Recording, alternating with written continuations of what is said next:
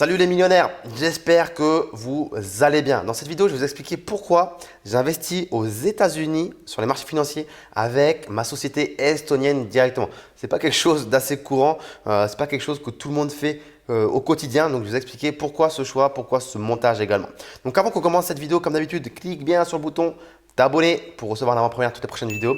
Lis bien la barre de description puisque j'ai deux cadeaux pour toi. Le premier, c'est ça. Mon livre papier, des bancs de la fac à l'indépendance financière, un livre dans lequel je t'explique comment je suis passé des bancs de la fac à l'indépendance financière à 23 ans, en moins de 3 ans. Donc je te l'offre, tu n'as simplement qu'à payer les frais de livraison et ça arrive directement chez toi. Deuxième cadeau, c'est quoi? C'est une petite formation offerte que je t'offre. Donc, il y a 6 cadeaux à l'intérieur. C'est un pack de bienvenue pour être plus précis. Je ne te dis pas exactement ce qu'il y a dedans, mais ça va t'intéresser très certainement. Donc, télécharge-le.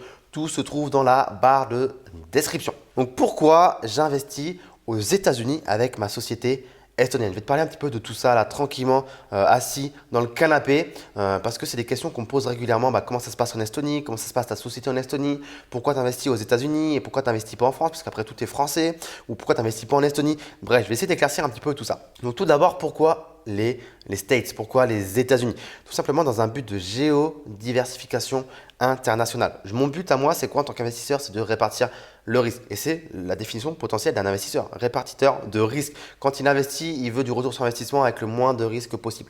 Donc, investir sur des marchés différents que ceux où je suis né, où j'ai grandi, où je suis déjà de base, c'est un moyen de géodiversifier, de répartir son risque. Aujourd'hui, on est dans un monde qui est relativement compliqué, où les marchés, où tout ça n'est pas forcément très stable, les banques centrales, les institutions financières, tout ça, etc., etc. Bref, il y a beaucoup de changements, il y a beaucoup de conflits géopolitiques, il y a beaucoup de gouvernements qui sont dans des dettes colossales et ça ne va pas pour le mieux. Donc, il y a des conflits présents, il y a des conflits latents, il y a des conflits qui sont prêts à exploser. Et pour tout ça, c'est important en tant qu'entrepreneur et d'investisseur de géodiversifier vos actifs à l'international. Donc voilà, il ne faut pas se stresser, il faut commencer nationalement, puis au continent, puis à l'international. Mais c'est pour cette raison-là que j'ai choisi d'investir aux États-Unis. Ensuite, il y a également donc, la diversification des marchés, être présent, je ne sais pas, sur les bourses des États-Unis, sur les bourses, la bourse de Paris, la bourse de Tokyo, la bourse du Japon, la bourse de tout ce que vous voulez en fait. Être présent sur différentes bourses, c'est encore une façon de répartir son risque. Il y a également une diversification au niveau des devises. Parce que quand on investit aux États-Unis, forcément, on n'investit pas avec des euros. Ce n'est pas la devise du marché, c'est la devise. La devise aux États-Unis, c'est le dollar. Ouais, que je ne dise pas de bêtises, c'est le dollar. Donc, très important d'avoir plusieurs devises, que vous ayez des euros, des dollars, pourquoi pas des livres sterling, pourquoi pas des bahts thaïlandais, des couronnes norvégiennes, des roupies indonésiennes, des dirhams marocains, bref, ce que tu veux, ce qui t'intéresse. Alors, bien évidemment, on ne va pas prendre la monnaie du Zimbabwe parce que dans ce cas-là, tu vas avoir beaucoup de billets mais très peu de valorisation. Il faut quand même avoir des devises qui sont fortes, c'est ça que je veux dire. Et investir dans des bourses où c'est quand même intéressant, où tu as des actions qui sont intéressantes. Et également, pourquoi les États-Unis? Parce que c'est très liquide. Il y a une très très grosse capitalisation aux États-Unis. On a un très gros volume d'échanges journaliers, ce qui fait que vos investissements sont liquides. Si demain il y a besoin de revendre pour une raison X ou Y, vous récupérez votre investissement très rapidement. Vous pouvez mettre un ordre de vente sur les marchés financiers et immédiatement vous récupérez votre liquidité. Encore une fois, il faut retenir que voilà, moi je suis né en France, j'ai grandi en France, je suis de nationalité française et italienne. Et ce n'est pas pour cette raison que je dois uniquement investir en France ou en Italie. Non, encore une fois, vous êtes libre d'investir où vous souhaitez. Ce n'est pas parce que vous êtes né en France, que vous avez grandi en France, que vous travaillez en France, que vous avez la majeure partie de vos intérêts économiques en France, que votre femme est en France, que vos enfants sont en France, que votre… Ouais, tu as compris ce que je voulais dire en tout cas, que tout est en France, que tu dois forcément investir en France. Donc, te géodiversifier, c'est également très intéressant. Les États-Unis, c'est également le plus gros marché d'actions au monde. C'est la plus grosse capitalisation au monde et également c'est très facile d'accès. Avant, rappelle-toi, tu n'étais peut-être même pas né ou tu n'as peut-être même pas connu cette époque. Et moi non plus, je ne l'ai pas connu, je ne vais pas faire l'ancien. C'était réservé aux riches que d'investir sur les marchés financiers. Il fallait aller à sa banque traditionnelle, dans un service dédié aux riches, investir dans des actions. Il y avait beaucoup de frais parce que ce n'était pas aussi facile que de passer des ordres sur les bourses mondiales. Aujourd'hui, on a un outil qui est magique qui s'appelle Internet et grâce auquel tu peux passer des ordres en ligne et immédiatement, quasiment, tu as tes actions dans ton portefeuille boursier. Tu peux suivre en temps réel les cours de bourse. Tu peux voir à la seconde près si ton portefeuille il monte ou s'il descend, si tu es en plus-value ou en moins-value. Bref, tu peux tout savoir. Donc ça, c'est vraiment très intéressant. Donc voilà pourquoi j'investis aux États-Unis. Tout simplement parce que je voulais me géodiversifier. Je n'investis pas que aux États-Unis. J'ai également des actions dans d'autres pays, dans d'autres continents dans le monde.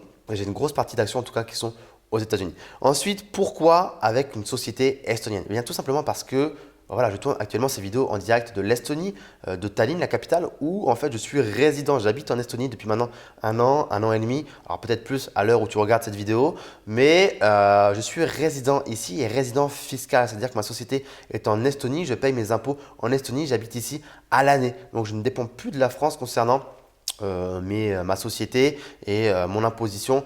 Voilà, encore une fois, l'immobilier, c'est selon le droit du sol, donc je vais être imposé en France pour ça. Mais pour tout le reste, mes activités Internet, etc., c'est imposé selon la fiscalité estonienne. Donc, pour te faire un petit topo directement sur comment ça se passe en Estonie, quand on a une société, cette société ne paye pas d'IS sur ce qui va être encaissé par la société tant que l'argent ne sort pas. Donc, si tu laisses l'argent dans les caisses de la société, tu as 0% d'IS. Donc ça déjà, c'est très très bien. C'est énorme par rapport à la France. Ça va amplifier ton effet boule de neige. Deuxième chose, c'est que avec ta société estonienne directement, tu peux investir en immobilier, dans les marchés financiers, etc. etc. Et les revenus que tu vas générer de ton bien immobilier avec des loyers ou de tes actions avec tes dividendes, ils vont arriver sur le compte de ta société et eux aussi ne seront pas imposés tant que l'argent reste dans la société estonienne. Il n'y aura pas de déclenchement d'imposition sur les sociétés d'IS tant que les loyers ou les dividendes resteront dans la société. Donc c'est pour ça que je choisis d'investir avec ma société parce que comme on l'a déjà vu dans une autre vidéo également, les riches ne détiennent rien en nom propre. C'est la grosse différence entre les riches et les pauvres. Les riches possèdent tout via des sociétés, les pauvres possèdent tout en nom propre. Donc détenir en société, c'est également un gros avantage vis-à-vis de la fiscalité et de l'effet boule de neige, de l'inertie, de ce que vous pouvez mettre en place de réinvestissement et des bénéfices permanents. Donc voilà en tout cas pourquoi j'ai choisi d'investir aux États-Unis et pourquoi je le fais avec ma société estonienne directement, c'est pour accélérer le processus d'enrichissement et de réinvestissement des bénéfices avec les dividendes. Ce qu'il faut retenir de cette vidéo, c'est quoi pour vous? C'est que vous devez géodiversifier vos investissements, investir à l'international. Donc, j'ai parlé des États-Unis, il y a les bourses de Chine, du Japon, des Pays-Bas, de Corée du Sud, attention, du Canada, etc., etc. Il y a d'excellentes opportunités. Je suis tellement excité à l'idée d'investir que je ne sais plus parler. Il y a de très très bonnes opportunités, comme par exemple au Japon, Nippon TNT, je ne sais pas si je le dis bien, SK Telecom également en Corée du Sud, ou par exemple Thomson Reuters au Canada, ce sont des actions, des sociétés qui sont très intéressantes si vous avez une stratégie d'investissement dans les dividendes. Donc pas forcément celles qui ont les plus gros rendements, mais des sociétés qui sont intéressantes que je vous glisse là comme ça. Alors, est-ce que j'investis dans ces sociétés ou pas? Je ne sais pas, je ne vous le dirai pas parce que, encore une fois, je ne veux influencer personne au niveau de leur choix. C'est à vous de choisir les sociétés dans lesquelles vous voulez investir. Mais en tout cas, sachez que voilà, si vous souhaitez investir dans les marchés financiers selon ma stratégie, celle des actions à dividendes, eh bien, j'ai un programme qui s'appelle l'école de l'élite financière que tu vas pouvoir retrouver dans la barre de la description, dans laquelle je t'explique tout de A à Z sur ma stratégie, comment je repère les sociétés, les actions dans lesquelles je souhaite investir, comment je les analyse, quels sont les critères que je regarde, bref. Tout de A à Z. À la fin de cette formation, tu seras en mesure de pouvoir investir toi aussi dans les marchés financiers et de choisir les actions, les sociétés dans lesquelles tu pourras et tu voudras investir. Tu auras également accès à mon portefeuille d'actions que je détiens, histoire que tu puisses voir un petit peu quelle est la contenance de mon portefeuille. Je sais que ça intéresse beaucoup les gens, mais malheureusement, je ne peux pas le dire en public. Sinon, les gens vont suivre bêtement un petit peu mes positions et j'ai pas envie que si demain j'essuie une perte parce que je me suis trompé, eh bien que les gens me prennent pour responsable de tout ça. Donc voilà en tout cas ce que je voulais vous dire. Tout est dans la barre de description. Si tu as aimé la vidéo, mets-moi un petit pouce en l'air, ça me ferait super plaisir. Commente la vidéo si tu as des questions. Est-ce que tu as déjà investi en bourse? Est-ce que tu as investi en nom propre ou en société? Dis-moi tout ça.